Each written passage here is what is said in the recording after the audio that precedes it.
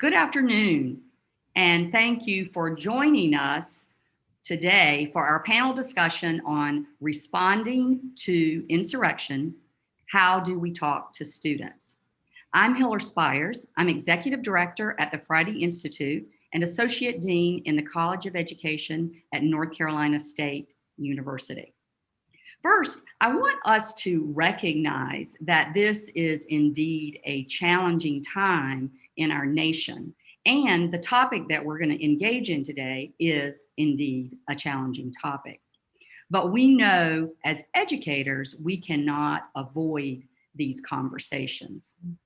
Like many of you, I witnessed as our Capitol was besieged last week. As a white, cisgendered woman in higher education, I recognize that I'm on a very long journey trying to unlearn, listen, disrupt, and reimagine our world. Today's important discussion is yet another step in my own professional and personal journey. I look forward to learning with you. Second, in our audience today, there are teachers, principals, counselors, and many other educators who are joining us. Some of us work with young learners, some of us work with older learners, and even adults. No matter what our context is, we all have the same obligation, that is to uphold a democratic education, to engage learners in critical thinking and conversations, and to prepare them as contributors to a healthy, inclusive society. We're witnessing in real time how fragile democracy can be and that it needs to be nurtured and defended. Today, we have a very exciting panel of educators with us who will help us explore how we can talk with students through major moments of uncertainty. Specifically, the context for this conversation is the act of insurrection on our Capitol last week and the continued conflict that we're experiencing as a nation. So joining us today, we have Dr. Tricia Townsend. She is the Director of Federal Programs and Monitoring at the North Carolina Department of Public Instruction. Welcome, Tricia. Thank you for having me today. Next, we have Angela Cusek. She's Assistant Principal Intern at L.B. Yancey and Pinkston Street Elementary in Vance County. Welcome, Angela. Thank you. I look forward to the conversation. Next, Marlon Jones. He's a social studies teacher at Broughton High School here in Wake County. Welcome, Marlon. Hi, thank you for having me. And finally, Dr. Megan Manfra. She's an associate professor of social studies in the College of Education at North Carolina State University. Thank you all for being with us today. You're taking your time. You're going to share your insights and your experiences. And our goal is to have an engaging conversation so that we can hopefully provide support for other educators as they are grappling with this difficult time in our history. We're going to have each of our panelists speak for about 5 minutes and provide some introductory comments. And then we'll have a dialogue across participants and open up the chat feature so that the audience can provide questions as well. So here we go. We're going to start with Dr. Townsend. Tricia, you are in a very important role at the Department of Public Instruction. You work with policy at the state and federal levels. You're also a parent of a high school student. And I'd like for you to start us off by talking a little bit about what you're experiencing now in both of those roles. Okay, great. Thank you so much. I am really elated to be here today. Thank you for the opportunity to share. As Hiller stated, my view is really twofold. In my current work, our goal is to push out $2.6 billion in federal funds to support students. That's any and all students. And so that could be those attending low performing schools, those who get free and reduced lunch, ESL students, homeless, foster, those in penal institutions, migrant students, we want to make sure that we support all students across the state. And I think in this line of business, I really have to say that it's very important that we understand that each student comes to us with a different background, a different experience. And as educators, we really have to make sure that we lift up those different experiences. Also, as a mom to a 9th grade boy who has been engaged in remote learning since March. And so his way of communicating with others, how he's experiencing school is far different than he's ever experienced. And so I wear the hat of advocating for all students, but then I also have to advocate for my boy. I think we all agree that the incident last week was a really ugly mark on the history of this country. How you view the incident may vary. However, we have to really stop to say what happened cannot happen again. We have to make sure that we help students engage in discourse so that they understand how to really express their thoughts and feelings and work within legal means if there are issues or concerns that they have. I think as I think about this situation, I need to say that adults are working to make sense of what happened. We are discussing it with our families. We're discussing it with our friends and our coworkers. Just as we're doing that, students are watching us make sense of it. They're making sense of what happened as well. They're discussing it with their friends, and if allowed, they are discussing it within their schools with their teachers and peers. I firmly believe that they really want assurances from us that everything is going to work out. They are verbally expressing their thoughts as well as posting much of that on social media platforms like Instagram or TikTok or Twitter. Probably not Facebook, because my children tell me that's only for old people. Being a mom, I'm a super snooper.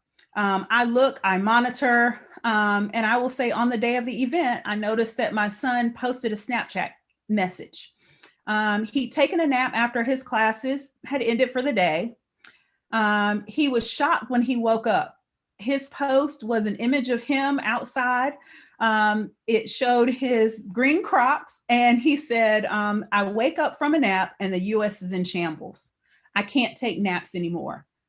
And so for me, that was him reaching out to his peer group and just saying what kind of angst he was feeling as a result of that situation. I think when I really debriefed with him about the conversations in many of his classes, they weren't discussing it.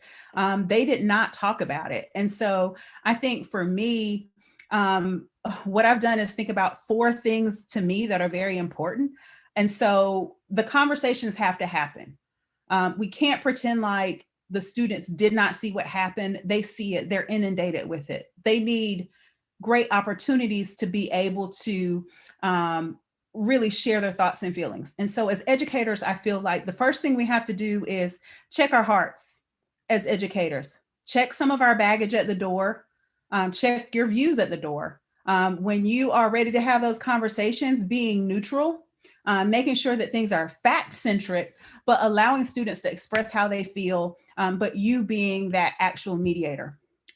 So checking our hearts, and then second, just being open to actually allowing the conversations to happen. 3, if you're having those conversations, really setting some good ground rules to ensure that there's a safe space. Respect of person, making sure that they understand it's okay to disagree, but we're disagreeing with ideas or content, not with people. And then helping them to really use one of my favorite principles by Stephen Covey: seek first to understand, then to be understood. And then lastly, actually having the conversation and understanding that it might need to be ongoing. And so those are 4 ways that could really help us have a framework for really getting the conversation going within schools. I will end with saying that I feel that it is our goal to really make sure that we give students with the tools necessary to engage in meaningful and constructive conversations. That is one of the best gifts that we can actually give our next generation. Okay, I'm going to toss it back to you, Hiller.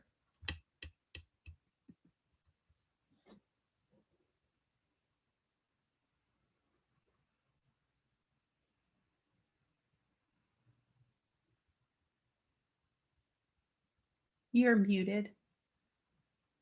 Oh, okay. So Dr. Spires got disconnected, Oh. and she's trying to reconnect now. So I'm going to go ahead and ask Ms. Cusek to give introductory remarks, and while Dr. Spires gets reconnected.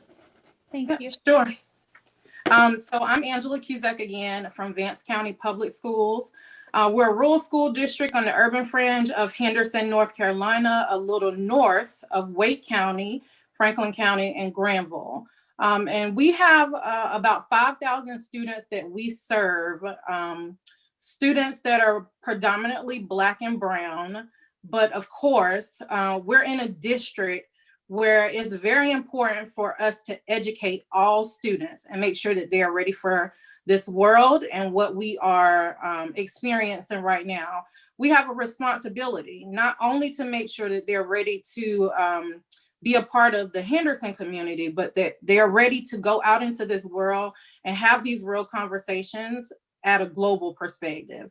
And so, you know, listening to Dr. Townsend, she talked about her student, her high school student. I have a college student, and it's important that we make sure at every single level that we're providing the information that is necessary, that is factual, and that we're creating the spaces that students are able to have real conversations.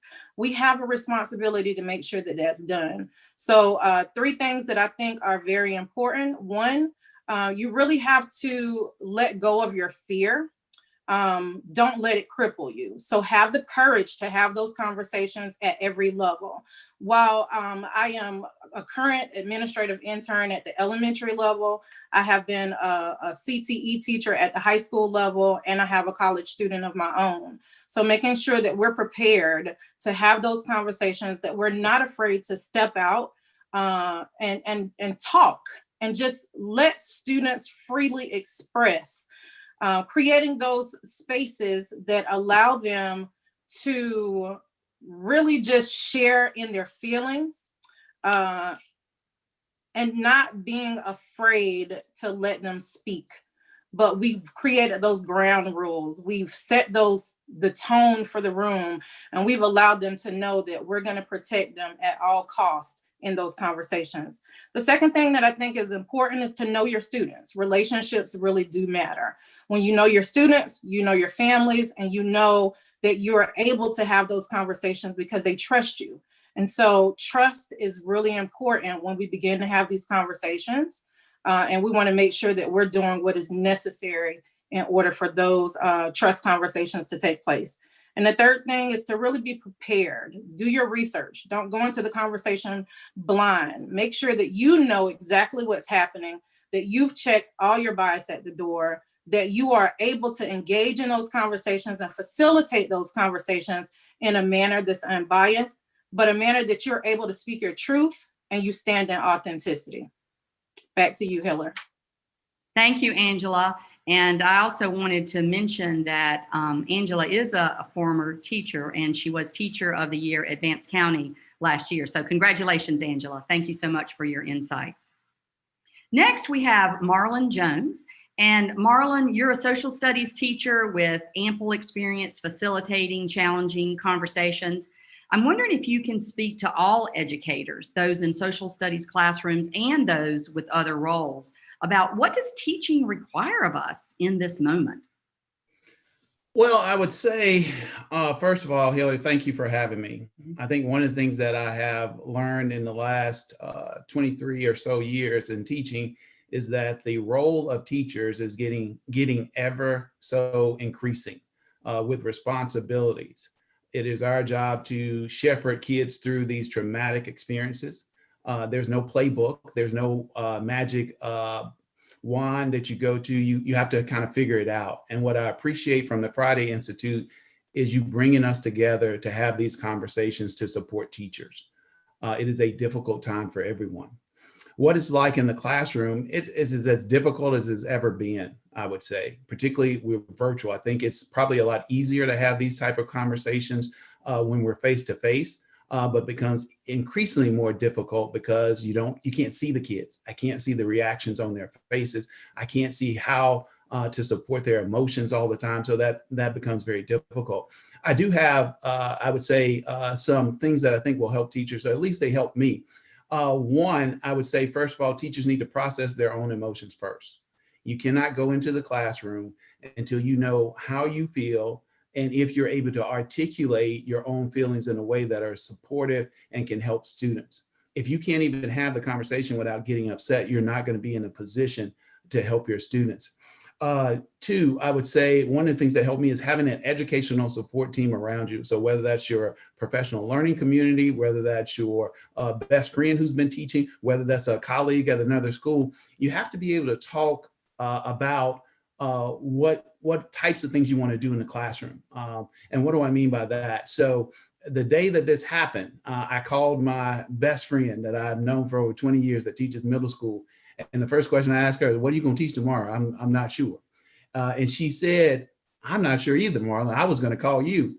And so what we did in that moment is we began to reach out to our other colleagues. I began to text my department. I had a phone conference with my PLT leader, and we were able to talk through how to address this. And what it did, a couple things it did for me. First of all, it let me know I was not alone. Everyone else was having the same thoughts and feelings that I was having. Number two, it also helped me get other ideas, that I was not the only one to have to come up with the ideas about how to support my students. It really was. And so what happened is that I had about 20 or 30 people working on this problem that afternoon. And so by the time I woke up Thursday morning, not only did I have my lesson plan, I had several other lesson plans that I was able to look at. And I was able to pull the best, or what I thought was the best, out of each lesson plan and use that in my classroom. So I think that was powerful, that it became a team effort and not just Marlon doing it. The other thing I would say is that you have to focus on relationships. You have to focus on building relationships with students from the beginning. What do I mean by that?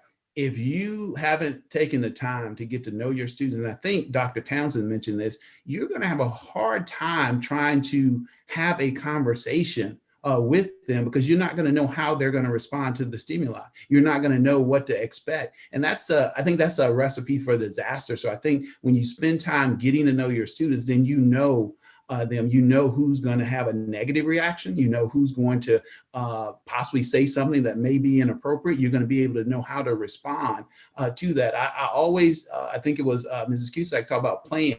Well, that's the way you plan, is you sort of in your head, you figure out, now when I present this, how will my students respond? When I say this, what are they going to say in response? So that way you're kind of prepared for just about anything. Some people call it the unexpected response.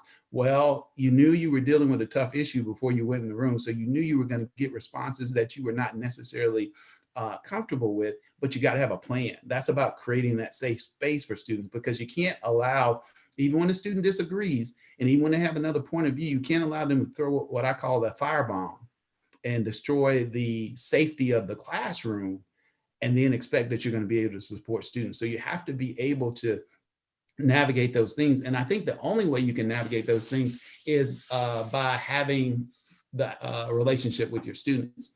The other thing that I would say that I would like to share is, what did I do specifically with my students on that day? And I think this is helpful because it will give teachers some real live tested lesson plans on that day. So the first thing I did on that day is that we went to the National Archives and we read what the Constitution said about what was supposed to happen on January 6th, and what powers who had and what they could and could not do. I wanted kids to know they didn't have to hear from someone else what was supposed to happen. I wanted them to see it for themselves so that they could make their own conclusions without necessarily say, well, this is what Mr. Jones said. No, this is what we read in the Constitution during that time period. Next, I think we had to spend some time then giving the kids an opportunity to talk about how they felt. So what I did was I showed some images, some of them tough, from the Capitol. This was created by one of my colleagues. And we just talked about, hey, what do you see? What do you notice? And then how do you feel?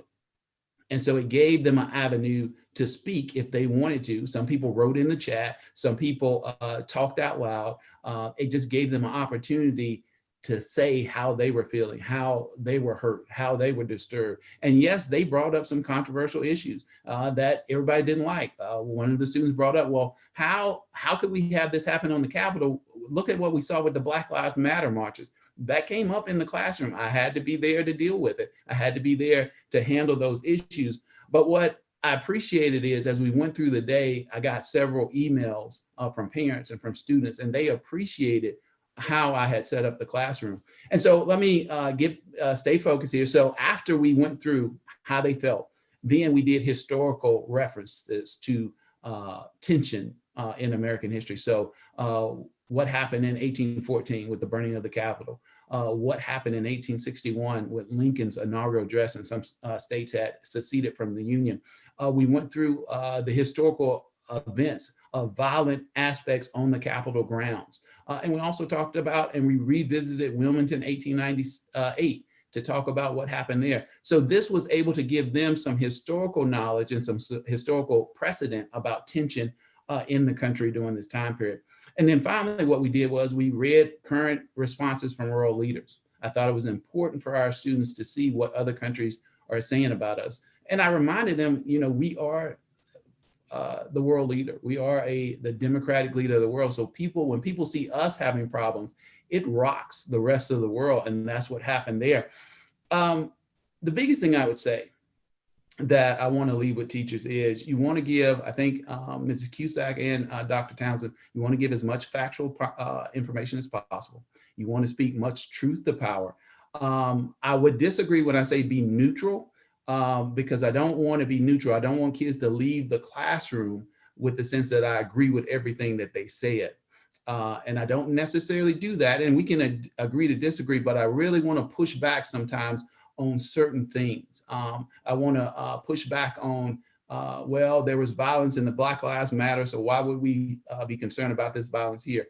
I had to push back on that a little bit from a couple of my students, and we talked about it. Some of them stayed after, but I wanted them to understand the Capitol grounds are sacred to us. They represent the seat of democracy for us. And I also wanted them to understand is nobody supports violence. Nobody supports looting. None of that under any circumstances is supported.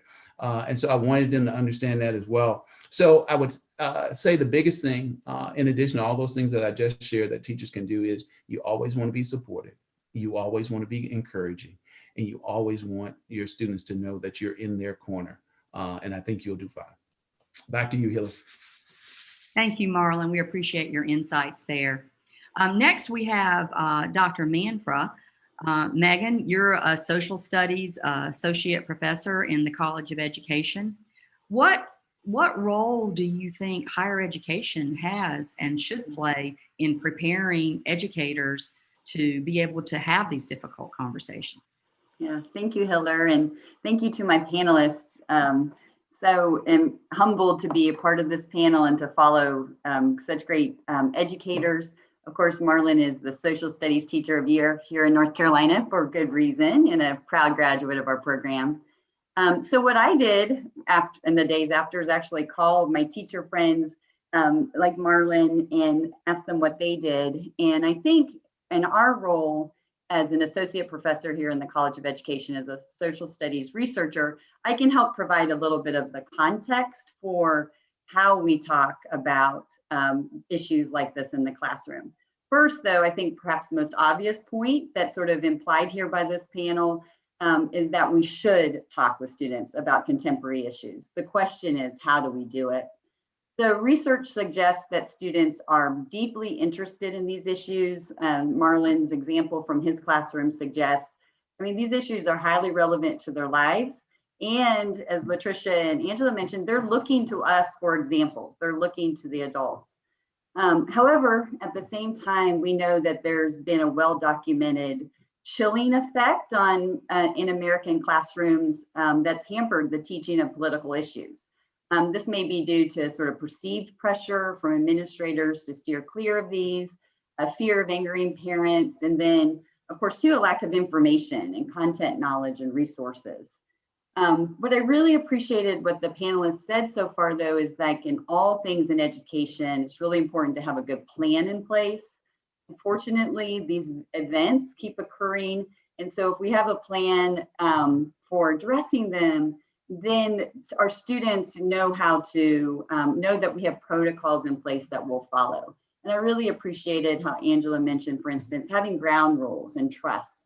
As Marlon mentioned, developing relationships with students. So the two big questions for me to answer Hiller's question is what's the proper role of politics in the classroom? And then how do we really navigate this within the kind of complex information system in which we're currently living? Well, we've all heard that adage that you're not supposed to talk about religion or politics, right? So what do you, if you think about that idea that you're not allowed to talk about religion or politics, what does that do? It sort of essentially places political discourse on the fringes, right? It ensures that our political views will only be expressed within a secure bubble. We never have to talk to people who have different opinions. And this has been really well documented in a book by Bill Bishop called The Big Sort. But in our professional development, teacher education courses here, we urge teachers to reconsider the way we discuss politics. There are choices, and as Marlon mentioned, one choice would be to be completely neutral, to either not introduce topics, or when you do, to not really share your own political perspective with students, to kind of play the devil's advocate. However, I think what we lean towards, though, is something that Thomas Kelly refers to as committed impartiality. So what's committed impartiality? It's the idea that from this perspective, teachers can state rather than conceal their own views, not to convince students, but to really model authenticity, to acknowledge that politics are a regular, acceptable part of our lives. However, with committed impartiality, we also want to guide students through fair and open discussion of competing perspectives. And so kind of the example that we heard from Marlon's classroom provides one example of that, looking at a variety of resources and debriefing and engaging students in really systematic reflection. So at the same time, kind of the water we're swimming in right now, though, is this unprecedented access to information. Sometimes this is great. You can go to the National Archives and pull down the Constitution. How many people looked up this 25th Amendment this past week on their smartphone, for example?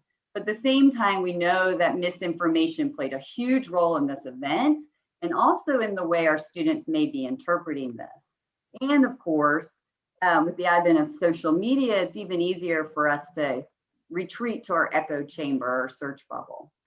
And our teens are in the thick of this. As our panelists mentioned, they're almost constantly online. So according to Pew, about 95% of teens have access to smartphones, 45% report that they're online almost constantly. And where do they go for their information? Mainly to places like YouTube, Instagram, or Snapchat. They're not on Facebook, you're right, as much anymore. And so at the same time, our research demonstrates that high school students and college students have a really difficult time evaluating digital sources on the internet. They fail often to identify misinformation. For example, they get distracted by paid content or numerical data or graphs. And then even more striking is evidence of youth radicalization online. If you haven't seen it, I recommend Teaching Tolerance's Miseducation of Dylan Roof as a case study for the radicalization that can occur when children and students begin to go down sort of an algorithmic rabbit hole online. So we're confronting so much as teachers, of course, and this goes in many ways beyond just media literacy. However, I think we can begin to sort of chip away with this through media literacy, including helping students engage in what we call digital forensics, like beginning to do a reverse image search or read laterally. It might be helpful for us as well as educators to even introduce students to news sources that publish a journalism ethics page. And in the chat box, I actually shared a free professional learning resource for teachers that we developed here at the FI about teaching media literacy. So anyway, sort of to wrap up, I think it's considering the role of politics in the classroom, and then to think about the necessity of teaching media literacy alongside this engagement in teaching about controversial issues in the classroom. Thank you, Megan. We appreciate your insights, and thank you for the resources. We'll make sure we make those available to everyone. Thank you all to our panelists for giving your perspectives from your points of view from where you are living now. We think that that's very valuable. I would like to pose a question, and this can be for anyone on the panel, to go a little bit deeper. You know, we titled this session "Responding to Insurrection," but we do know that wound up in the act of insurrection, there are a lot of other variables, and you've alluded to some of those. I was wondering how, as educators, or do you talk about, related to this topic, do you talk about racism, anti-racism, and white privilege as wound up in the act of insurrection? And if so, how do you broach those topics? Hiller, I'll share with you what I'm doing in the classroom. So a couple of things that I have changed over the years, and one is I'm no longer neutral on this issue of race. Why am I no longer neutral? Because the minority students are looking for me to be a voice. And so I can no longer play that neutral role. And when we see racism, I have to identify it. And I do admit some of you may disagree. So I give kids some room that you may disagree with me, but I'm going to share with you historical examples. I'm going to share with you personal examples, because right now, students, I find, particularly students of color, feel like they don't have a voice in the classroom, that they're isolated, that no one speaks for them. And so I've learned that I have to, it's an uncomfortable role because I still want to support my other students, but I have to learn that I have to sort of get in that space and support them. The other thing that I'm doing in my classroom is that I'm focused on what I guess the experts call culturally responsive teaching. So the things that I teach need to reflect the students in the room. So that means at every point or at some point as we go through a unit, students need to see something related to them. They need to see someone that looks like them. They need to see something that they can identify with. And so I've been working on that to sort of deal with those issues. So I may not call it white privilege. That's a loaded word. And parents may be offended with that word. So I may not use that word, but I am sort of getting at that issue as we look at historical events. And then as we try to connect that to the day. And so I think I'm being somewhat effective. I guess we'll find out at the end of this year, but I've made a concerted effort to try to do some things like that. Okay, thank you, Marlon. I appreciate that. Related to what you just mentioned, Katie Noblet in the chat has a question staying with this topic. How do you have these conversations with students without offending a parent and their political views, especially if the parent doesn't want their child discussing these things? Like, can we get down to the nitty gritty? Like, how do you handle that? Angela, do you have any thoughts on that? Yeah, Hiller. So thank you, Katie, for your question. I think it's really important, again, when we talk about those relationships, and if parents don't want their scholars having these conversations in the classrooms, there are ways that we can still incorporate these types of conversations. So as a CTE teacher, I taught video design. It was really important. Racism is not new. It is something that has been around for a while. And so a few years ago, there was an incident that happened at my school where a student was voicing their thoughts and their views, and other students felt a certain type of way. And I had to figure out, without offending parents, without offending colleagues, how do we have this conversation? How do we allow our students to have these discussions? And so I used my classroom, the video design classroom, as a platform for my students to learn how to record from different angles and piece together different information. So I love what Dr. Manfra put put out in regards to the media literacy, being able to decipher information. We used exactly what Mr. Jones said. We allowed the students to do some research. We created a space for them to come to the table and have real discussions about racism. We brought in, I reached out to other colleagues across the school to see which students that they felt would be great to sit at that table. But it was a collaborative experience where my students were able to learn how to record from different angles, how to moderate these tough conversations. And we brought in professionals. I brought in a student, a law student at North Carolina Central University. I brought in an attorney, a diversity and inclusion attorney. And we were able to have those conversations and no parents were offended. But it's in the manner that you actually have these conversations. And sometimes parents are offended because they feel as if we're trying to push our agenda on their kids. And the reality of it is we want to allow kids a space to have these conversations, because when they go into the real world, what's generally going to happen if we don't teach them now, we have a responsibility to educate them. If we don't teach them now, they get into the real world and they don't know how to respond. They don't know how to check their emotions. And then we see things that we saw recently. Thank you, Angela. Another question from the chat is from Joe Basque. And Joe is curious about the narrative that the widespread voter fraud and what that played in this insurrection. How did some of you deal with that, with talking with your colleagues and with students?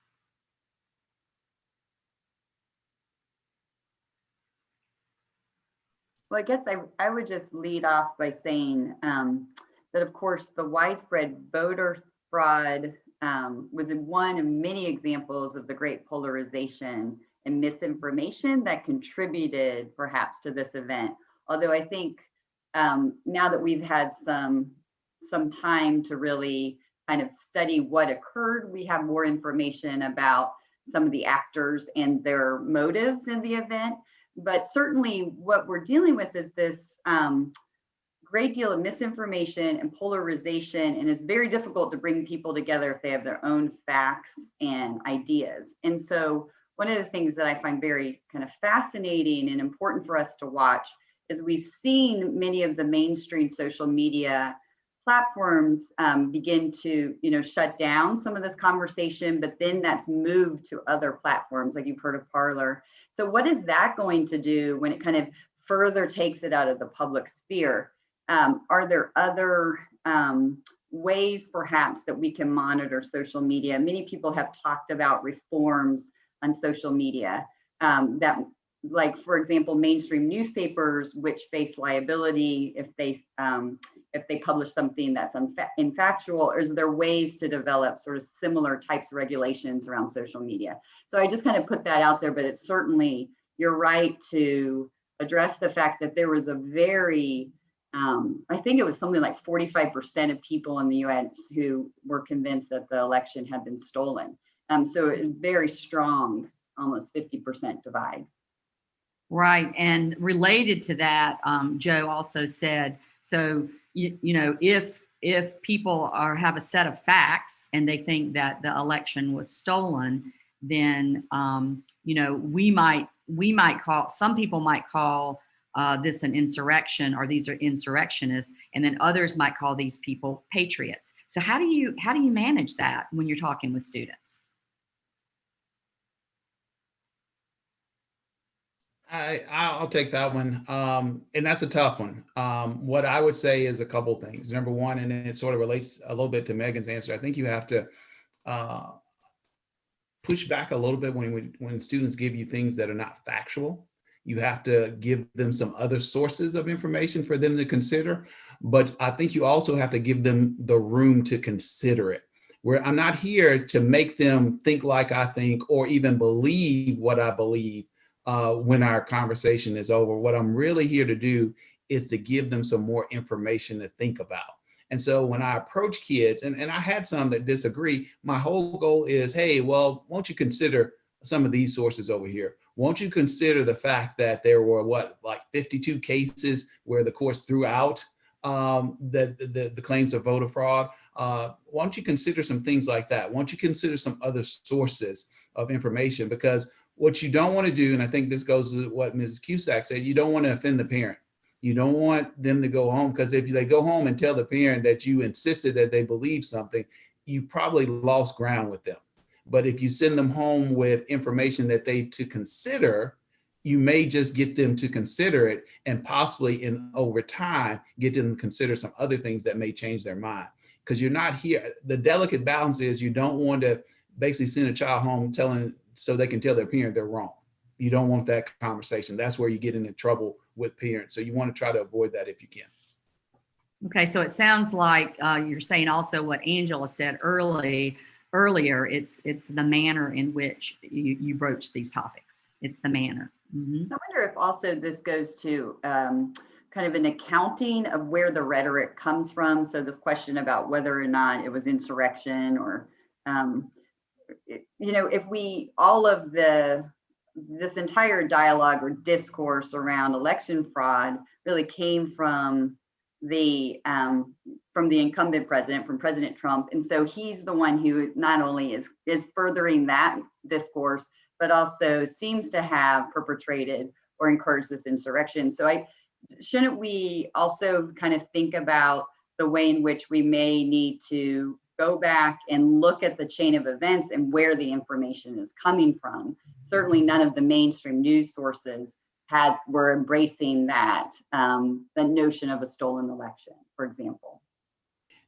Right.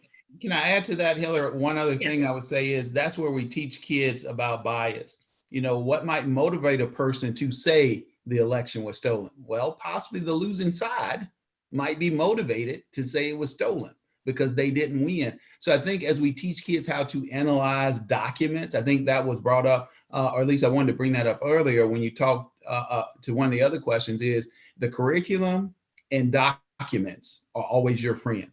Use the curriculum and historical documents to teach the things that you want to teach. Don't try to bring things in that are not in your curriculum, because that's where parents take exception to. That's when you're going to get in trouble with the administration. So you want to use those things to offer kids other points of view. Thank you so much.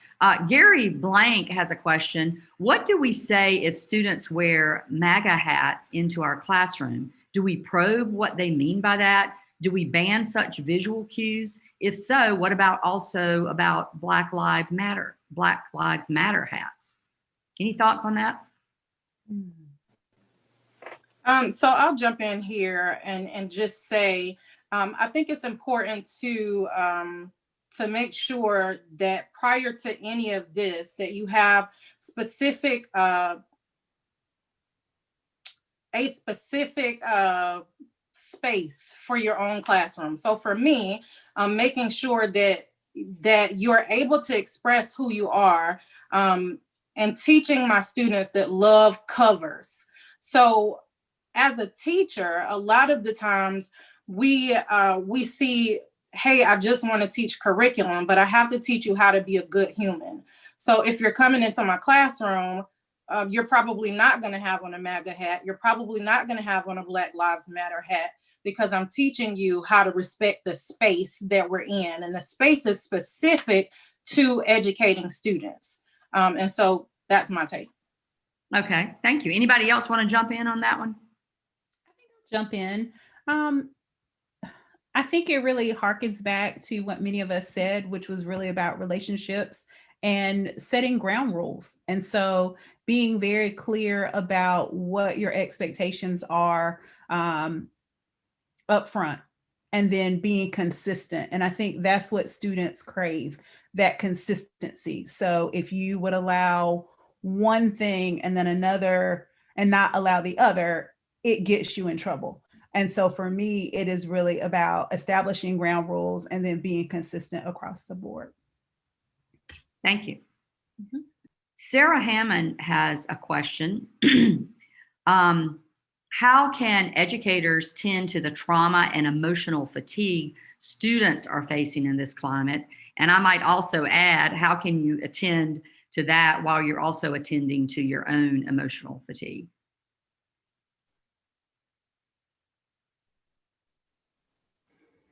Hillary, I guess since my mic's open, I'll give it a shot. I'm not sure I have a great answer for that. I think you have to let students know, number one, that you're there, you understand, you can empathize, you're going to support them. It's going to be hard. You're having a hard day. I think you have to just be real with students. You have to, in the old days, we'd hug them if they were crying, but you can't do that now in the COVID. But you just really, I think it's again about those relationships. If kids know that you are in their corner, no matter what, they are more likely to be okay when they know they have that support. You talked about the MAGA hats and all of that. I think again, it's about, as they said, relationships, whether it's trauma, whatever the issue is. If kids know that you're going to support them, that you're going to be in their corner, then they will be better. And the same thing with you and your classmates. I mean, you're in the colleagues. I think colleagues have to have a support mechanism around them to help them through. You can't do this by yourself. You can't decide that I'm going to be a one woman or one man show and it's all on me. You're going to burn out. So you have to have a lot of support. You have to have, for colleagues in particular, you have to have some place to vent when you're just on that day in particular. Before we started doing lesson plans, we just talked about how we felt. And so that was a way of allowing us to let it go and then focus. And so that's what I would say. I'm not sure that's the answer they were looking for, but that's what I got. Well, we know that we've had, even since COVID, we've had so much more emphasis on social and emotional learning, I think, within our schools. And I think that that is mounting even as we continue. So I think overall, educators are more astute about supporting students. And I think that's just going to continue to grow. I think before COVID started, we certainly were focusing on social and emotional support, but I think after COVID, with the different challenges and now continuing challenges, I think it's brought it into focus more for educators. At least that's what we're hearing from educators across the state. Okay. All right, here's one for you. In what ways might the racial and or ethnic identity of an educator impact one's ability and approach to hold conversations with students on the insurrection? How can school leaders support racially and ethnically diverse educators in holding these conversations with their students? There's some assumptions in that question, so you might want to even challenge some of the assumptions.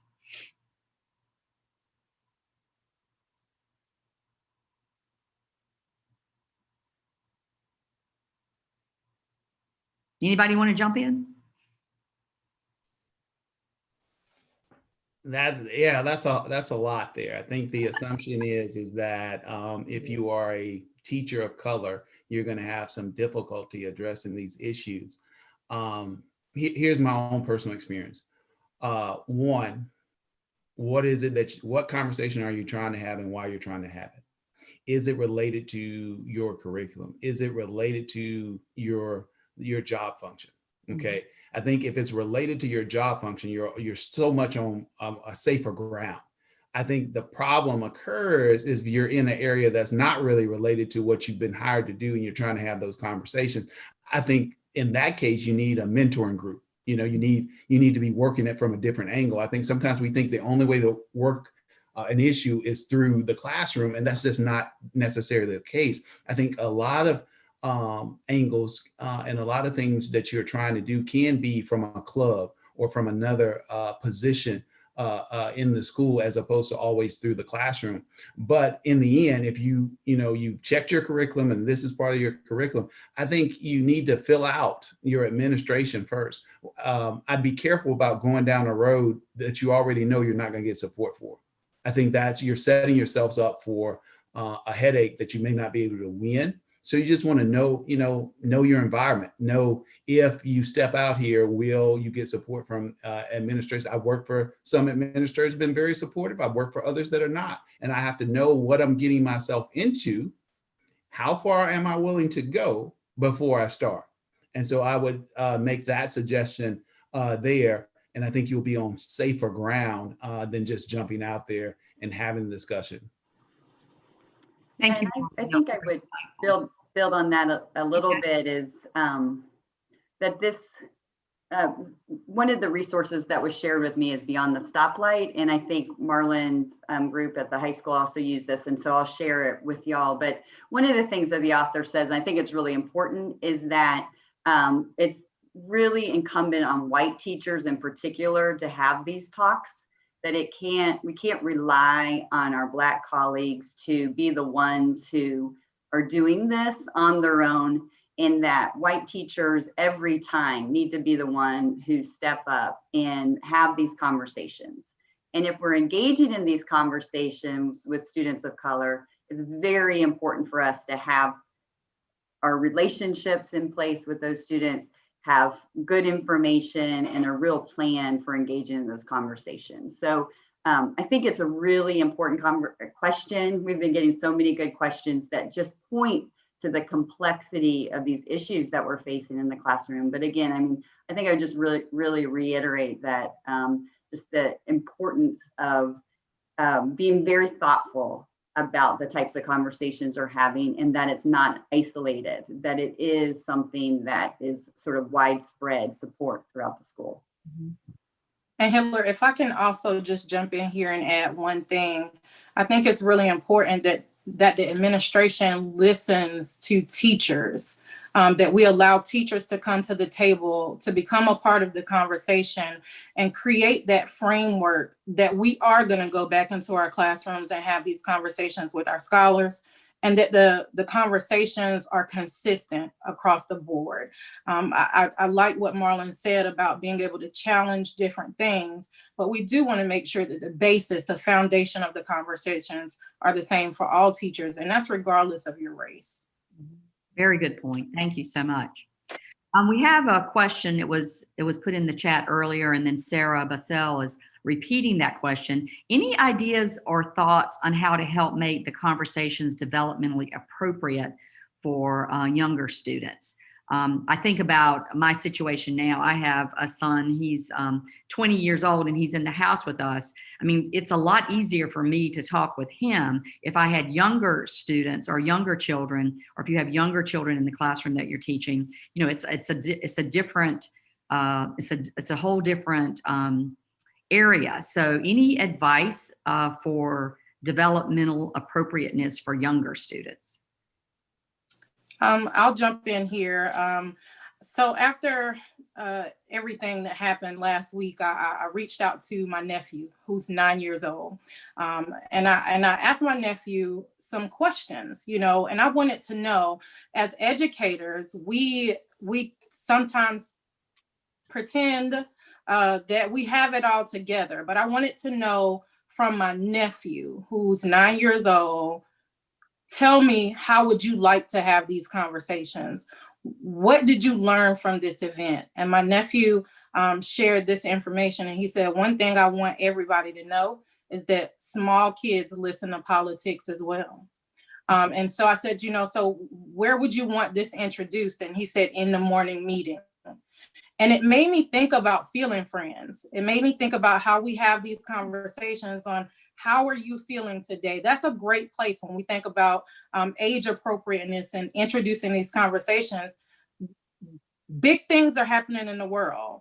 How are you feeling? Just starting with a question to touch on your feelings. Okay, very practical advice. Thank you, Angela. Anyone else want to jump in on that?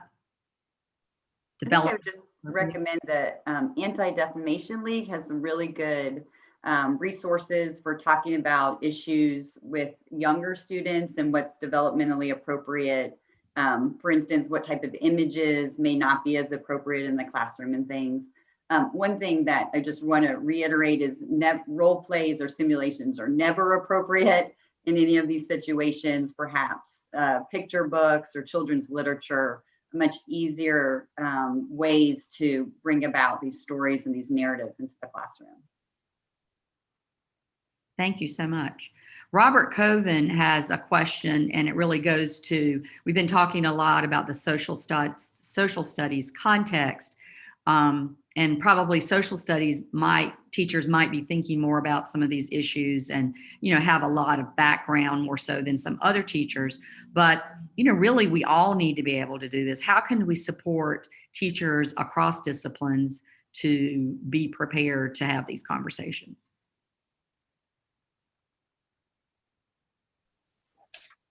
I would say it's really important that we reach out to our colleagues, and like Marlon said earlier, that we don't think that we have to do it alone. Mm-hmm. We have a community, a support system. We have student behavioral health teams. We have experts in different areas. Reach out to those that you need.